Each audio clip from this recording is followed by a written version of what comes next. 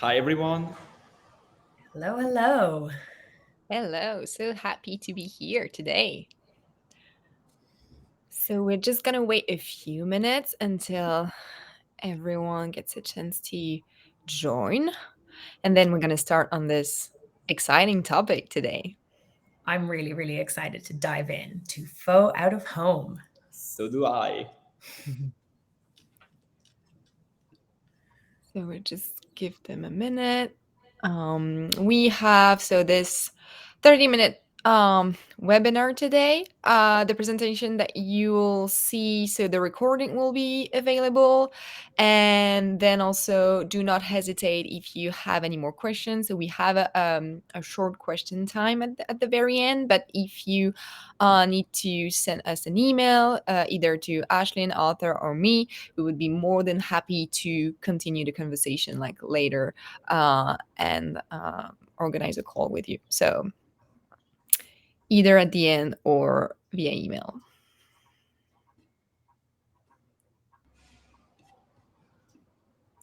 Okay, shall we start? We shall. Okay. So I'm absolutely thrilled to welcome you to today's webinar on a topic that has become increasingly pertinent in our rapidly evolving world, so the fake out of home. And it's true that in today's digital age where the lines between the physical and virtual realms are constantly blurring, it's very important to understand the intricacies of fake out of home experiences.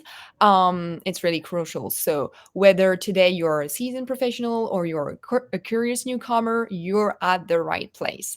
So, let's dive in with an open mind and a thirst for knowledge. So, speaking of knowledge and collaboration, so we are Clark Influence. We specialize in influencer marketing. We're an agency based in Montreal, Toronto, and Paris. And to sum up, we design and implement influencer marketing campaigns for different clients throughout North America and Europe. And since we're big believers in our profession, we decided to share with you about the correlation between our niche vertical and the big hot topic of the moment. A little bit about our customers, our clients. They reflect the entire creator economy ecosystem. So we work with retail, food, fashion, beauty, travel, government bodies, insurance companies, and banks. So if there's a topic, there's often an influencer to talk about it or to create content around it. But I can talk about collaboration without presenting the incredible team with me today. So we have Arthur, our creative strategist, also North America Sabre Award winner, and Ashlyn, who's a senior project manager with an extensive background in telco. So thank you both for being here, and let's make this a truly engaging experience. Awesome. Thank you so much for the amazing introduction, Valentine. I'm really, really happy to be here with all of you today. And if any of you are second-time attenders to our webinar, our last webinar on AI, you know we love to kick things off with a riddle to get the crowd going. So anyone want to take a guess at what this percentage corresponds to? Anyone? Okay, let me tell you. So 36% actually represents the share of revenue generated by digital out-of-home, specifically in the out-of-home category. It is a really, really growing trend, and it actually has a 6.5% annual growth projection over the next 3 years.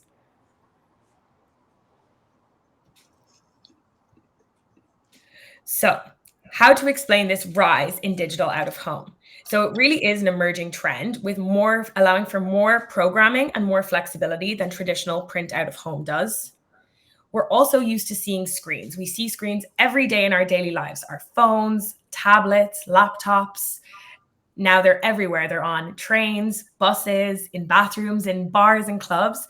So we're really, really becoming more and more familiar with them. And it's a natural thing to see these kind of devices and see advertisements in these placements. And thirdly, and definitely not least important, it really allows for new innovations and new formats, something that maybe print you can't get with that sort of that type of medium. Digital will allow you to have much more flexibility and innovativeness. So, getting into the meat of it, I wonder if anybody has seen any of these examples before and been thoroughly shocked at one point, because I know I certainly have.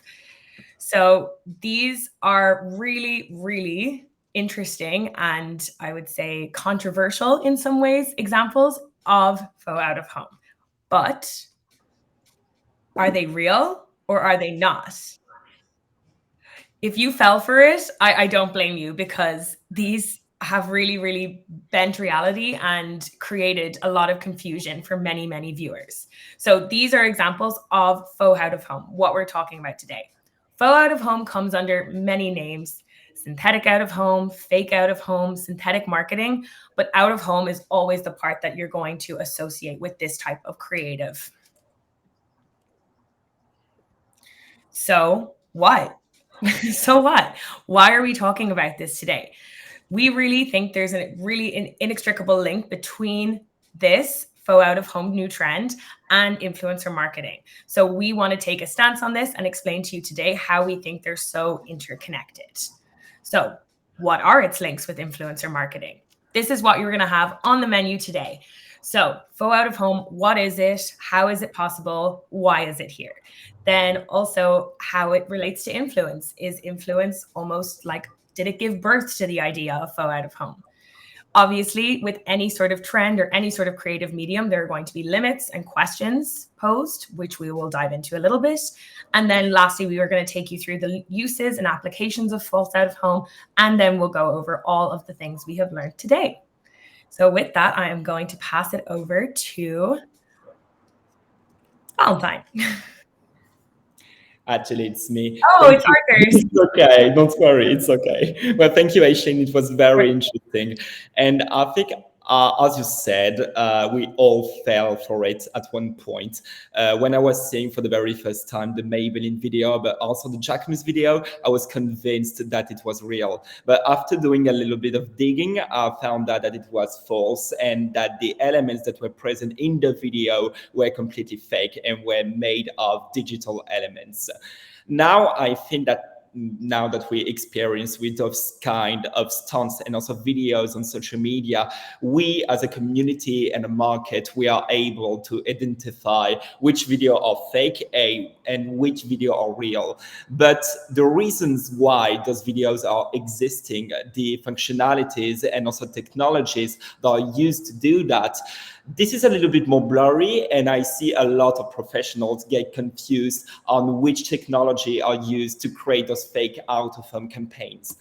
For example, for the most part, I'm seeing a lot of professionals saying that artificial intelligence is the origin point of the trend, but actually humans are creating those kind of formats. There are no automation made by artificial intelligence. This is something human made. Also, I've seen a lot of people saying that it is virtual reality, but the thing that you're seeing in those videos, for example, the subway in London from the Maybelline stunt, but also the Paris Opera for the Jacquemus bags trend, those are real environments that real people captured with their phone, and those were modified. So this is not a metaverse. This is not an environment that we're going to see through an helmet. This is not virtual reality. Maybe that the closest technology to Faux Out-Of-Home is augmented reality. Augmented reality is a mix of real environments, so what I'm seeing, what you're seeing, which is acted by digital elements. Think about Instagram stories, but also Instagram filters, TikTok filters, Snapchat filters, like the little roulette that is going to appear through our screen. This is something that is brought by augmented reality, but Faux Out-Of-Home is not augmented reality, because we need an interface, we need an app, and we need a functionality to see this augmented reality through our phone that is going to hack our camera, etc. Faux Out-Of-Home is going to be those static videos that we're going to see on our feed, so augmented reality is not involved. Actually, Faux Out-Of-Home is kind of its own thing. For example, let's take this Barbie stunt. So this giant Barbie that was next to the Burj Khalifa. I think you saw that one maybe a few months ago. Actually, this video, this is real, like the Burj Khalifa and the thing that were filmed by the agency behind the stunt that is called iStudio, I think. So this is a real environment. But experts, special effects experts, so those guys are like magicians of CGI, VFX, and 3D modeling. So all of those techniques that are going to create those special effects that you can see on Marvel movies, Disney movies, etc. They're going to implant those fake elements, those digital elements. So here it's the Barbie box with the Barbie coming out of it. And because this is filmed like as a first person, it feels like someone is experiencing that live and that he's seeing the Barbie coming out of the box. So it gives this very weird mix between something fictional, but also something real. It's kind of like a digital video that is mixing digital and reality. After that, those videos, which are not non-interactive, they are deployed on outreach feeds. So TikTok, Reels, Shorts, those kind of feeds in which algorithms are going to suggest videos based on your interest, but also on which kind of videos are performing on those social medias. And because those formats are surprising, because those formats are super creative, obviously they're going to succeed on those algorithms. That's why Faux Out-Of-Home is so successful. It's because it's surprising. We've never seen anything like it. And it's also eye candy. When I'm scrolling through my TikTok, I'm going to stop at this video and look at it because, again, it's a giant Barbie. I'm going to look at it. But also there is another purpose and another function to the Faux Out-Of-Home campaign. Because yes, it's eye candy, it's spectacular, but also it's misleading. And that's why Aislinn was talking about that earlier. We all fell for it, whether it is Jacquemus, Maybelline, or here Barbie. The first days following the post of this Barbie Faux Out-Of-Home, many digital users were confused by it, and they were convinced that this took place in the real world thanks to an hologram or something. Many people speculated, and many press organisms and also medias had to intervene and say, "Hey, this is fake. Don't trust that. This is a CGI video."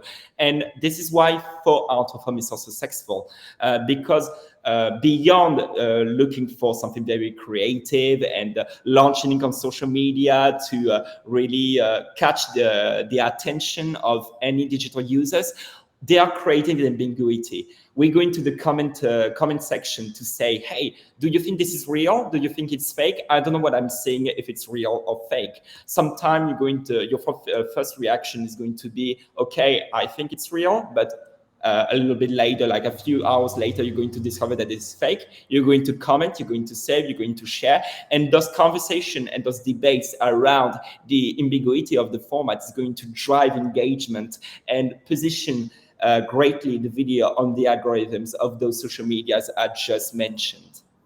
For example, let's take the Maybelline video.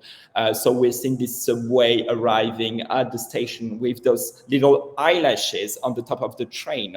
Well, if you go in the comment section, you can see many people saying, "Oh my God, I thought this was true, but my colleague told me that it was full CGI, and I could not believe it because it looks so photorealistic." You have also people speculating, saying, "Is it real? I don't know if it's real because I don't see London, like the city of London, accepting that eyelashes are put on a train. It could be dangerous if the eyelashes are falling off the rails." Everyone is going to speculate. This is creating many comments, many conversation, and this is going to position the format on the algorithms. And because we have all of those conversations, we are seeing many medias relaying the news and also say to their community, "Do not fall for it. This is completely false." And that's why we have this volume of impressions and also views. For Maybelline, I think now we are close to the 80 million views on Reels, but this is only accounting for the Instagram side of things. If we take in TikTok and every single person that reused the videos, we are having a grand total, I think, way over 150 million views. So this is very impressive, and this is due to the ambiguity of the format. So let's look at a timeline. What is the history behind the Faux Out-of-Home? I think the very first format that we saw and that was very popular that used this Faux Out-of-Home formula was Adidas at the end of 2022. When Argentina won the Soccer World Cup, they created this fake billboard on which we can see Messi and the Argentinian team celebrating.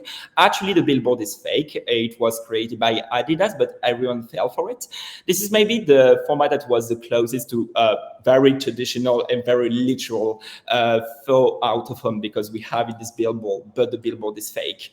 But after that, we were seeing those very ambitious formats that went beyond billboards. For example, Jacquemus with their bag buses. Sorry, it was published around April 2023. It was very successful, but the very first time during which we really saw the term FOOH really emerge and be being analyzed by our market. It was with Maybelline and with this capsule in which we can see the subway and those eyelashes.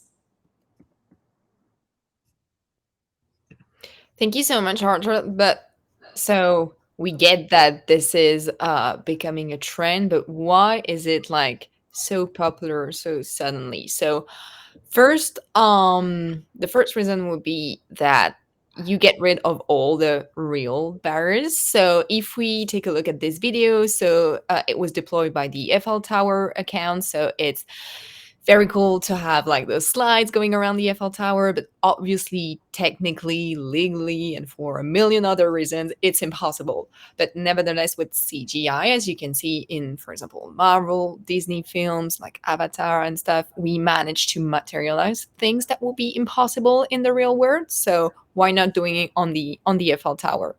And agency creatives can have a blast imagining absolutely any concept that's a little appealing, let's say, to get that reach.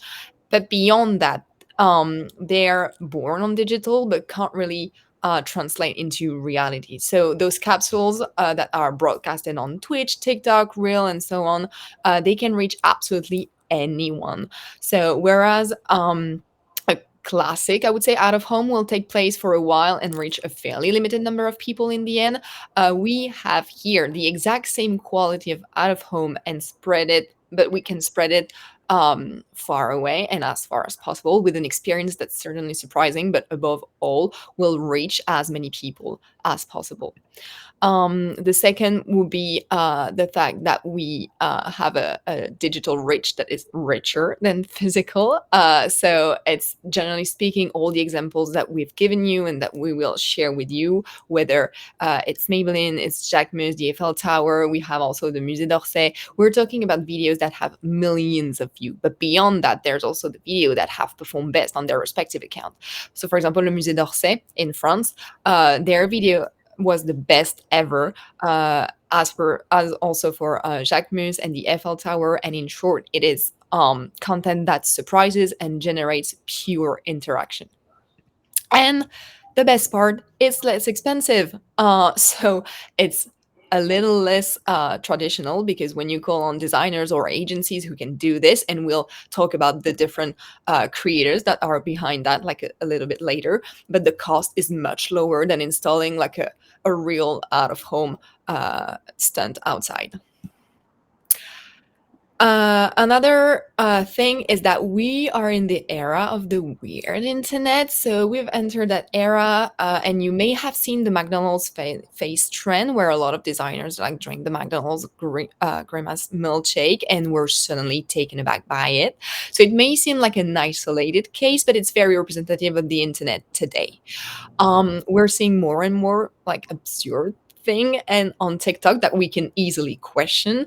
It's a sense of humor that seems to work, albeit in a peculiar way. So we're inevitably dealing with consumers who are increasingly accustomed to a big burst of creativity. And because we go on network really to be surprised, to be inspired, and to like get out of home without being really out of home. And especially in our world, of like anxiety, which is very anxiety provoking, we take refuge in an enhanced reality and those very snackable format. So we're gonna talk about like we're gonna talk about who is behind and who actually benefits from this trend, but let's start with who is really behind this trend. So you have for now two main production models.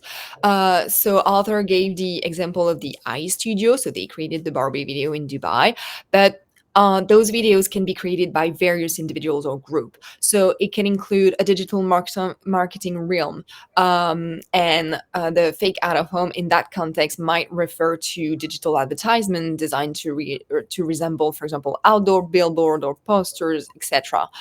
You have obviously content creators on social media, and we'll go deep, and we will dig deep down into that like later. But they can share those video on those platform, and the fake out of home style content is really a part of their creative and their creative journey and the promotional effort. You have artists and graphic designers behind, and they may use fake out of home as a concept in their creative work. So this is sometimes a mean for a digital gallery exhibition or online portfolio. In some other cases, you have brands or advertisers that may incorporate fake out of home like elements into their marketing campaigns as a creative and attention grabbing strategy. And last but not least, because they were probably the first one to use it, the filmmakers and content producers, because they were the one like they were the first one to have the tools to actually create those montage, and so they may include the fake out of home elements in their movie, TV shows, or online videos to create a sense of realism and authenticity in their content. So with these two videos, so we've talked about like the subway and the bags. So and we can see there are many people who can create faux out of home, but let's look at the both stunts like here on this slide. What do they have in common? Well, I'll tell you. So what they have in common is that this it's the same designer that created like both capsules. His name is Ian Patgam, a Californian CGI expert who loves surrealism, poetry, and so on. So now he's based in France. He's made a name for himself, publishing those vignettes that add 3D, VFX, CGI, and other elements, like really to distort real environments. So today he has more than 3 million subscribers and an extremely high engagement rate of 25%. So just to give you an idea of his stratospheric commitment, generally speaking, when we select influencers, we set ourselves a minimum engagement rate of 2%, which is reflected in average views of 1.3 million, because his capsules because of his capsules, he balanced on the fine line between reality and fiction, and this really animates large communities of people. So if we give another example, on the left, you had the stand for the 14th of July, so the National Day in France. In the middle, it's a collaboration with Hyundai to promote their cars, which are very particular about their safety systems. And on the right, it's just a little stunt he did that didn't necessarily have any global ambition or collaboration. It's just the occasional vignettes he likes to roll out as the mood takes him. Another case study. So he's also one of Jacquemus ambassadors, because it's there, and it's very likely that this summer you've seen some fake Jacquemus. For example, the Jacquemus flip flop that becomes a boat, or the bag that becomes sort of a giant buoy in the Mediterranean.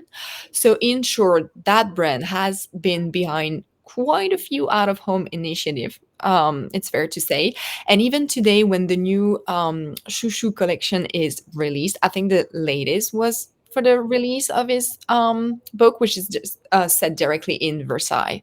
So the aim was both to make a direct correlation between Jacquemus and summer, with many of the elements that will come into play in a very summery, south of France way of life, etc. And above all, to enter creatively into the world of the Chouchou collection and all its capsules. So it's all the same universe. So many of these best cases were produced with Origiful. So we're talking about an average of 3.3 million views, which is quite enormous, and over 20 million cumulative views on these 7 capsules, like only. So so all these creation, they are being carried by the same digital personality who was behind some of the biggest fake out of home stunts in the world. And now when he's making fakes for his own personal pleasure, I would say, he even uses the hashtag FOOH, so fake out of home. So this is really his brand. And of course, there's only one Origiful, but there are plenty of magicians like him who use like special effects, CGI, AI to alter real environments.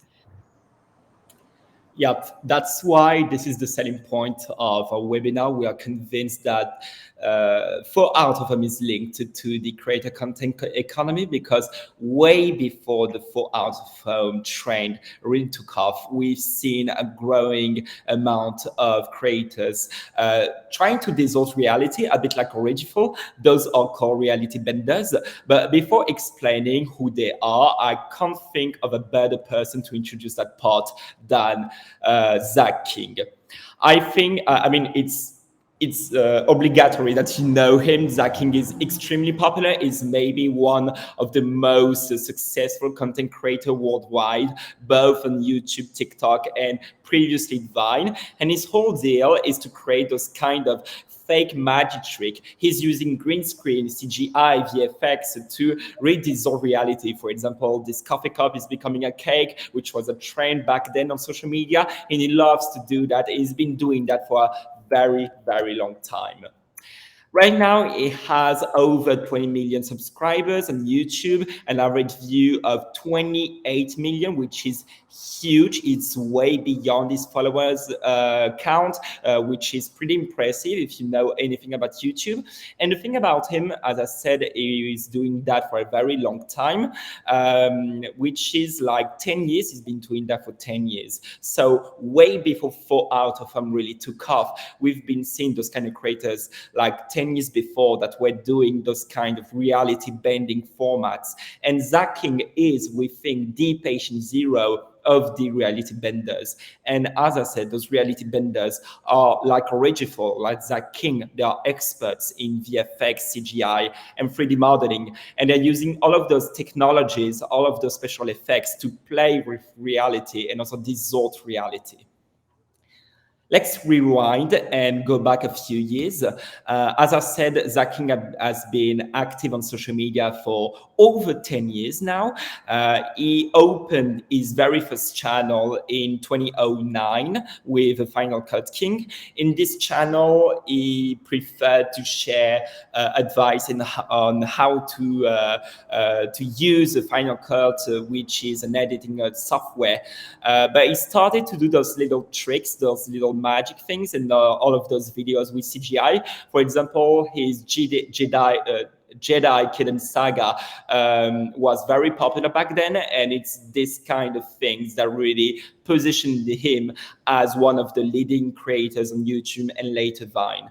2013, he opened his very first other YouTube channel, which is called just Zach King. But the very interesting thing about him, let's just remind ourselves that he has over 20 million subscribers on YouTube. He has over 4 times that amount on TikTok. He was one of the very first US influencer present on the platform when he was introduced in America. And now he has 80 million total followers today, and is the 6th most followed account worldwide on TikTok, which is very interesting. And it's also not that anecdotal, because when we take TikTok into account, we analyzed and we think and we are convinced that the rise of TikTok coincided with the rise of the reality benders. When we saw the growth on TikTok, we've seen also a strong growth in reality benders on social media. And now if you go on TikTok, on Shorts, on Reels, or any kind of outreach platform, you can see those kind of contents. So contents that are using those digital elements in real life to create new monuments, to give objects weird new function, or give to the influencer superpowers, for example, in the example on the right, which is very interesting. So why TikTok and short videos were so essential in the rise of those reality benders? Well, first reason, when we think about YouTube are long formats. Those are formats that are over 3 to 5 to 10 to sometimes 20 minutes. And the longer is the format, the longer the audience is going to stay on the video. And the algorithm on YouTube is going to prefer videos on which people are going to stay a long amount of time. So for people that are using those crafty technologies, this takes time. And this time is added to the editing time, is also added to multiple things before publishing the video. So animation experts, but also reality benders, took a lot of time to publish just one video on YouTube. So they couldn't really position themselves as stars of the social media. Or whether with TikTok, the imperatives of TikTok are short videos. So obviously, this takes less time for them. They can have a better publication frequency, and they can better position themselves with the algorithm, but also in the mind of people. So I'm presenting reality benders, but this is also the same thing for cartoonists. They were very popular on YouTube, but with TikTok, they found another level of success, which was very interesting, because it's pretty much the same thing. They have to craft the video with art, but also with technologies. Second reason, and this is maybe a bit more disconnected to TikTok, but this is related to TikTok in a way. It's during the pandemic, especially during the lockdown, we were all like out of job. We didn't know what we were doing. Suddenly we had so much time in our hands. And I think we all learned something, and we all started learning something during the pandemic. Some people started learning knitting, some people started painting, and many other people started to really perfect their craft on digital related missions. So for example, how to do a TikTok, how to edit videos, and for reality benders, how to use CGI, VFX, and also 3D modeling to enhance their video and do those capsules that are very close of what we're seeing with Faux Out-Of-Home. So this is very interesting. And because they found the food in during the pandemic, this is why we have this sudden rise of creators after the pandemic and after the popularization of TikTok during those years. Awesome. Thanks so much, Arthur. It's so interesting. So I think it is important to note that there are two main families of talents, if you will, within our reality benders. So we're going to take a moment to demystify that for you. So we have our alterers and our imitators. So let me break that down for you a little bit. Alterers, like the name suggests, are those who have real video, real life video, and they add elements that sort of play with reality a little bit. Like in this example on the left here, you can see a Russian designer who has directly modified a real environment to make it glitch as if he were a video game character or in some sort of animation or something. I'm piling it on here, but it's the same thing. It's digital or altered elements that are added to a real shot. So those are the alters. Imitators, on the other hand, recreate real life environments and their additional elements from scratch. They use 3D models, CGI, VFX, all of those things to create a realistic looking environment and place their own creative spin on it. On the right here, you'll see an example from Lights Are Off, which is a horror account on TikTok. This guy loves to create creepy scenes of monsters infiltrating our seemingly real world, but it is imitated world. It is recreated from scratch on his or her computer. Also, just a quick note that Lights Are Off is one of the biggest profiles we will have shown you today on TikTok, with over 20 million subscribers at this point. So these people are gaining traction, whether we tell you about it today or not. They are getting out there and they are really pushing their creative to new heights. So now is the time to arm yourself with your cell phones. We're going to take you through very few, but a couple of examples of more and more creators to follow. We really want this to be something you take in your own time, so you can find the cream of the crop when it comes to VFX, reality benders, and such. So if we jump to the next slide, Arthur, I just want to show you examples of two on this one. So we have on the left here, Neolyptus, that's a hard one to say. This is a little bit of a grungy side, a little bit of an underground side. He really likes to go into disused arcades, sort of disused fairgrounds, that sort of vibe, and add some creepy or seemingly sinister elements to really play tricks on the mind and bend that reality. I think has a really cool overall effect. And then just on a different sort of style, we have German Hattie Mas. He loves to wander around the Berlin subway and add pop elements. So again, something more seemingly into our alter world here, taking a real scene from a very normal everyday commute for Berliners and adding that extra surprising element. I think we are really tight for time, so I want to let you have the opportunity to research these in your own time. We'll be sure to send you the presentation right after the webinar finishes, so you're going to have an opportunity to see all of these in your own time, which we do highly recommend. It's really a feast for the eyes and the mind. So why are we showing you all of these profiles? Why are we presenting these people to you? We think that it's just so topical and so interesting that we couldn't not share. And additionally, what does it say about these creators who create these faux out of home and bend reality? The creative heart that makes these type of creations it's quite singular in nature, I suppose. By distorting reality, there are creators who have been doing it for decades. They have been doing this as long as visual effects and CGI have been around, really. So they are the true experts in this field, why their skills are now coming into play in the world of advertising and influence marketing. It's a really amazing thing to see. So when we need to look to experts in this field, these are the people to look to, not necessarily agencies and things like that who have just started doing it, but these guys know what they're doing. Thanks, Ashley. It very much looks like the beginning of a romance or love story between like fake out of home and influence.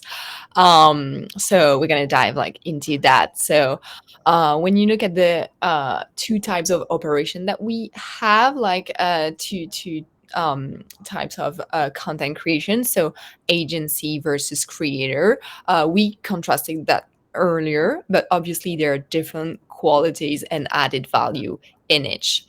So obviously it depends on you at the end of the day, your internal and external needs. If you're looking for meticulous guidance, or if you really want to have your hands on the wheel creatively, then maybe an agency is better for you. However, if you're looking for a creative little brother like Origiful, for example, this is a good idea to go straight to the creator and to trust them. I think this is really key when we talk about CGI or like more classic influence, because they know their audience, they know their platform, they have their hands on their visibility, and in addition of being like CGI and VFX experts, they are their own channels and audience expert. So really a big trust factor in it. But at the end of the day, it's really your choice. We're not here to promote one or the other, like, because as we said, like both have like huge added values. We just want to say that creators exist on social network, but they exist because they're capable of doing that, and it's interesting to go to them because they got the best understanding of this word, and they got the artistic side also. They do what they love, and they obviously know their audience and what they like, so it's really key. So here are a few more examples of all of the stunts that we talked about. So really, for example, you have the era VFX with Lenovo, with Caleb Natal, who was something a little more stage. He only does, like, for example, Faux Out-Of-Home, and he is like one of the best when it comes to distorting reality in a way that it's a little less stunned compared to classic Faux Out-Of-Home campaign. But again, like, those examples will be available for you if you're curious. There's hundreds of them. So if you have an hour or two ahead of you, I would suggest that you go and explore. Although, a word of warning. So if you are referring to designer, creator, it goes without saying that you should look at their audience. And when you analyze it, and this is what we do at Clark when we select influencer and content creators that we want to work with for certain campaign, here you will realize that it's quite an international scope, which is also a reflection of like the real audience of those designer in this field. It's very, very rare for these creators to have an audience majority from the same country that exceeds 50%, which is what we would usually look for. Simply because they're generally going to come up with content where, like, you can't hear anyone speak. So there's you get rid of the language barrier, and all we need to understand is the visual in front of us, basically. So it's a universal language, and of course, visuals, like digital, they have no borders. So keep this in mind. Irrelevance to a single country specifically. Here in that specific niche, it's not like that big of a deal, because it will be comprehending by everyone, and even if, of course, they will always have a national audience preference that will be a little also stronger than the others, but this is something that you want to keep in mind. So we'll explain in a moment exactly how we use influencer and what are the situations where the fake out-of-home is interesting, but let's start with the limitation we already observed. Yep. Thank you, Valentine. It was very interesting because we wanted to be impartial and take a brief detour to explain to you why fake out-of-home could be decreasing and loses its effectiveness maybe in a very close future. Because when we think about it, maybe the faux out-of-home is sitting on a ticking bomb. What I'm saying that because plausibility on the internet is disappearing. With the democratization of AI, but also deepfakes, which are more and more popular, but also fake news. Now our experience on TikTok, Instagram, YouTube, we are coming across a lot of content that could be fake. And now we don't know which content are fake and which content are real. I think we all fell for AI-generated content. I'm thinking about the Pope with his Balenciaga outfit. We all thought it was real, but it was not. And today, people are looking for authenticity. They are tired of seeing those fake contents. And when we think about it, Faux Out-Of-Home is relying on its ability to fool digital users.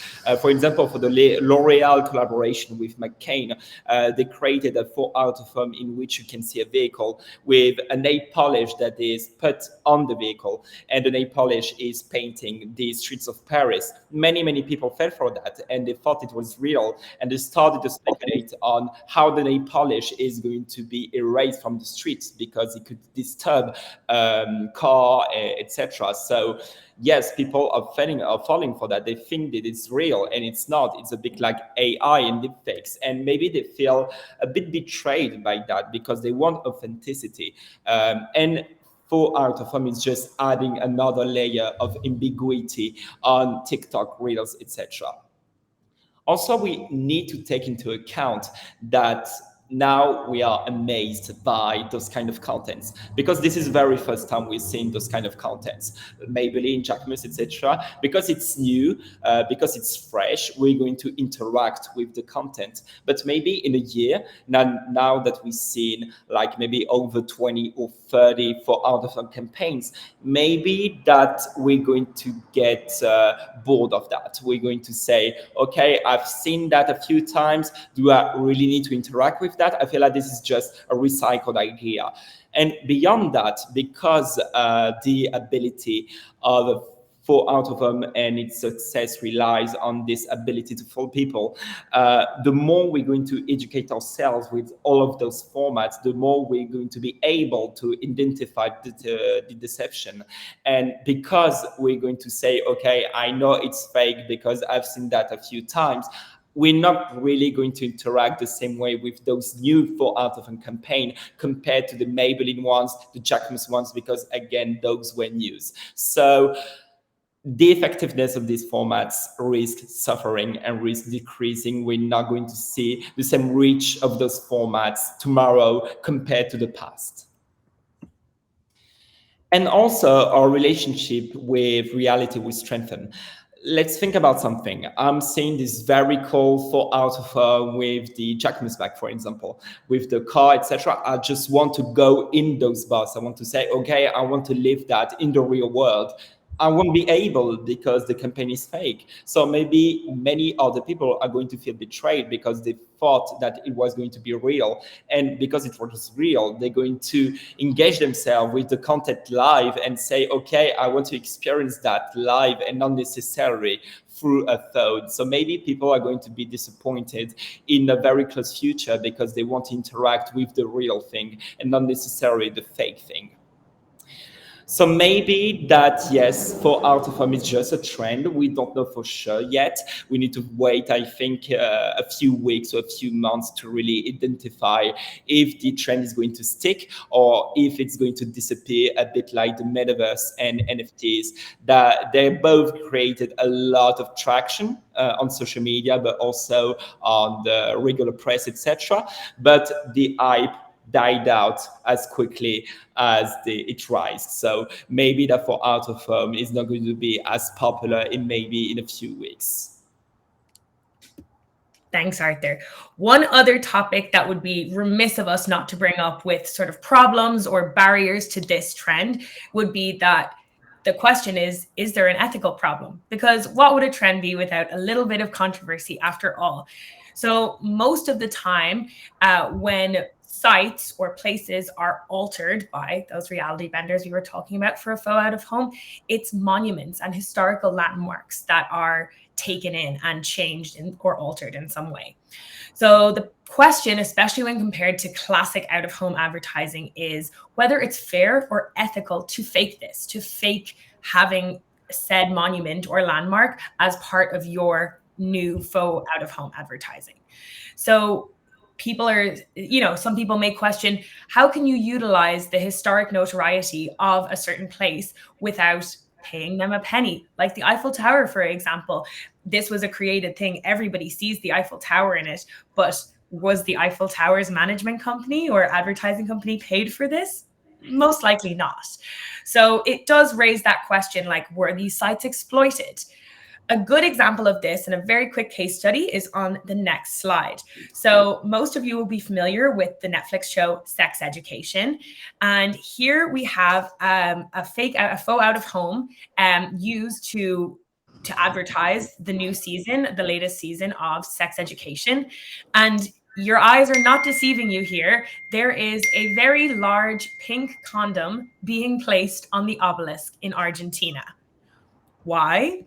Who knows? But it's definitely provocative. It's definitely thought-provoking. It definitely raises some questions and some eyebrows. There is definitely been a mixed review of this. Many people in Argentina have said that it is desecrating or ruining this historical landmark and monument. But of course, there have been some people who have really enjoyed it. So it does sort of beg that ethical question that we have places in our lives and in our countries that are charged with symbolic heritage and identity. So is it fair to place these Faux Out-Of-Homes in those places, potentially offending people? Who knows? It is an interesting fact, though, to bring it back, that in 2005, this exact monument in Buenos Aires was used, and it had a real life pink large-scale condom placed on it. And that was to advertise for AIDS Awareness Day. It was to raise awareness of this cause. So the fact of the matter is that this condom really did exist on this monument at one point in time, yet people nowadays are offended by it being falsely put on there. It's an interesting question to think about. So this brings us to our final section on the uses and the applications of false out of home. So I will pass it off to Valentine to talk. Oh no, excuse me, it's still me. My bad. So I want to talk about in which cases reality benders should be used. When are the benefits going to be useful to brands or companies? So there's a few different cases here. The main thing we see with Faux Out-Of-Home is that we want to make an impression on viewers. And I think we've made that pretty clear from the start. Things like product launches, events, anything that really leads to brand awareness campaigns is where you're going to find a niche and a need for these Faux Out-Of-Home formats. It's true that we want to reach as many people as possible with these sort of shocking or more surprising formats. So if you're looking for a really, really strong digital reach, it could be a really great option for you or your brand. And then diving into which industries we could use Faux Out-Of-Home advertising for. Well, really, it's pretty open, and the possibilities, I would say, are endless. However, there definitely are some, I would say, categories and sectors that lend itself better to it. Luxury goods, cosmetics, cinema, tech companies. Another really great example, which we haven't shared here with you today, is Samsung had a great Faux Out-Of-Home. This was done by a creator, an up-and-coming Turkish creator called Bulut Şahin, for the Galaxy Flip 4, where we see the large luxury brand phone flip upwards. It's really quite amazing to see.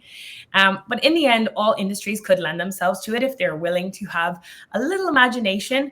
But it's true, since it is an experience, it's almost like a stunt, except that it would be spread digitally instead of in a certain or particular location.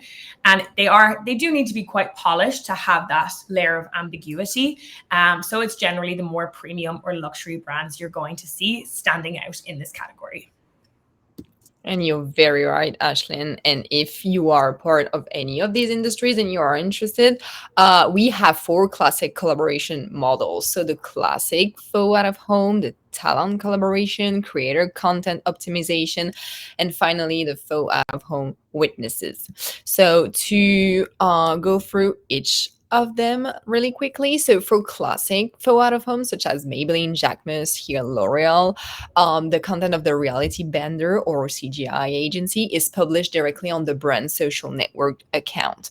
So the reality bender is rarely tagged in that context. The content appears under the creative ownership of the brand, and sometimes he's tagged in the description, mention, or even co-owns the content thanks to cross-posting on Instagram. So it's all going to be about like usage rights and who we want to put first alongside the creative.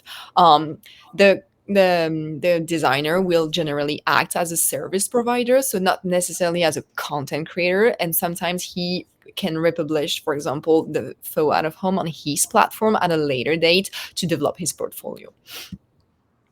Then the collaboration talent. So as we showed earlier, brands can collaborate with VFX and CGI expert, as well as with traditional influencers. So collaborative content is published directly on the reality bender's account, not on the brand's, unless it's cross-posted, because now it's possible.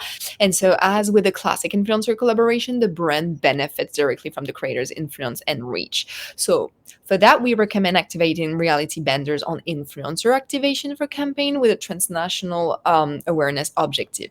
Once again, these creators have geographically dispersed audiences. We've seen that before. And to counteract, we need, for example, paid advertising to broaden or get closer to the target audience, really. When it comes to content optimization, this is really a collaborative model in which a reality bender collaborates with classic influencers. So, for example, the traditional content creator will film his content, then have it altered by the reality bender, and he'll add 3D effects, CGI, all to make the video more impactful and attractive. So, as with the first model, here the reality bender acts more as a service, a creative service provider.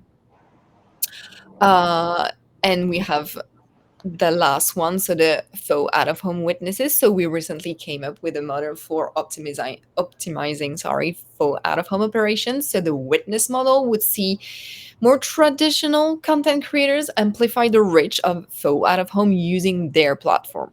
So shortly after the publication of a faux out-of-home, these influencers would, if you want, film themselves at the faux out-of-home location, and the reality bender would then add the same element as a stunt he'd imagine. So all this to give the impression that the influencers are actually facing the faux out-of-home. So this mechanism really reinforces the sense of ambiguity and the question of, oh, is it real or not? So as we see several flesh and blood people familiar with the audiences interacting with the fake devices, we have more and more question about this every time. Thank you, Valentin.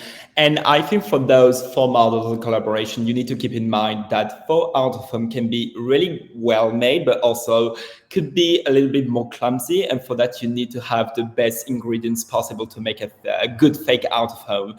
Actually, it's going to depend on the agency you're going to contact, also on the creator. I think all of them has different learnings, but surrounding an array of creators, but also formats that we saw, we try to identify which elements are essential to a sexual take on the fake out-of-home trend.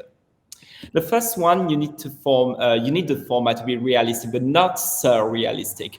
Let's say Maybelline, for example. We don't want to betray the audience. You want them to feel like it's real, it's photorealistic, but in the end, you're going to guess that it is false. So yes, it's going to be photorealistic in the form. So the subway feel very real, the eyelashes too. But when you think about it, like I said a few minutes before, if the eyelash is falling on the rails, it could lead to an accident, and the city of London can't accept that. So it's most likely fake. Like Jacquemus bags, for example. Also, in this video, we've seen those bags becoming the buses, but they don't have front windows, so how they can drive it. So you need to leave a few clues just for the audience to have a global sense of the formats and be able to guess that the format is created with CGI and special effects, so they don't feel betrayed and they can have a full appreciation of the format that they are consuming.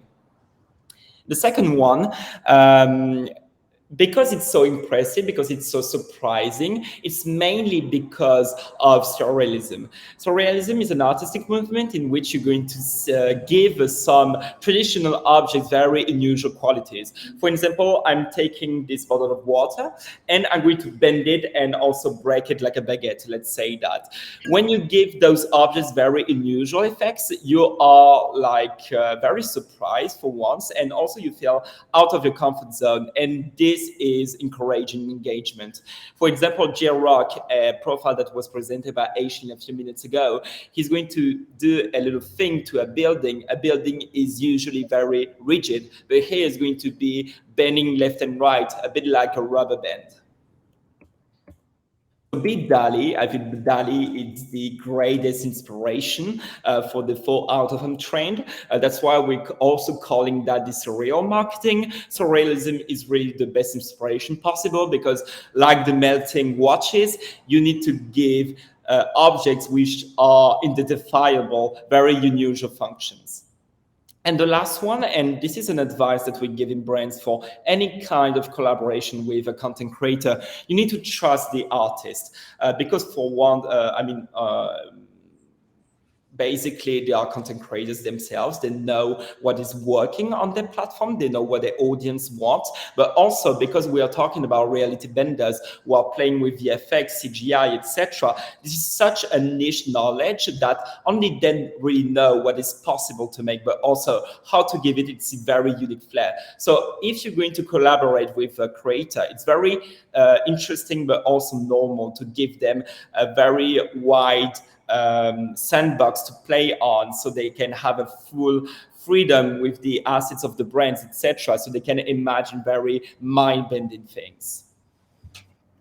Absolutely, and that's why I think I prefer like the word collaboration than service provider, because there's really a sense of exchanging ideas and like listening to each other. So thank you for that, Arthur. So before letting you go, we have a few learnings that we gathered like from that presentation. If you had anything to take away like with you, it really would be that. So the first one, I think there are two important words, so experiential and conversational. So the concept of faux out of home can indeed be a clever and innovative approach in experiential marketing and can really serve as a organic conversational lever to create that virality for a brand or a campaign. The second is that the trend is driven mainly by content creators on social networks. So we've seen that studio exist and started the trend because they had the means.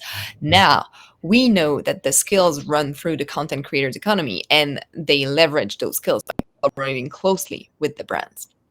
Number three, so the practice of distorting reality, exaggerating, or engaging in creative storytelling on social media platform and other digital channel.